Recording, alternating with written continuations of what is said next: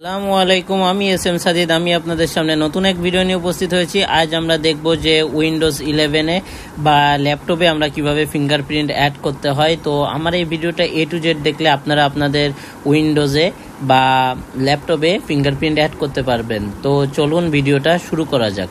ফার্স্টে আমরা এখান থেকে স্টার্টিং বারের থেকে সেটিং অপশনে ক্লিক করব। সেটিংয়ে যাওয়ার পরে এখান থেকে আমরা সেটিংয়ে ক্লিক করার পরে দেখেন এখান থেকে আমরা যাব অ্যাকাউন্টসে ক্লিক করার পরে এখান থেকে আমরা এইখান থেকে দেখেন সাইন ইন, তারপরে এই যে ফিঙ্গারপ্রিন্ট অপশন এখানে আছে, এখানে ক্লিক করার পরে এই যে সেট আপে অপশনে দিয়ে গেট স্টার্ট দিব। গেট স্টার্ট দিয়ে আপনাদের যেই ল্যাপটপে পিন সেট করছেন ওই পিনটা দিবেন।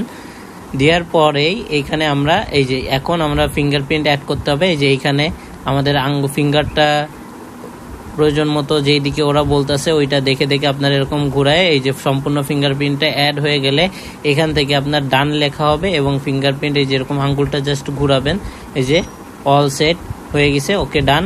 এখন আমরা এই ল্যাপটপের স্ক্রিনটা অফ করব এবং অফ করে দেখব যে ফিঙ্গারপ্রিন্ট কাজ করে কিনা।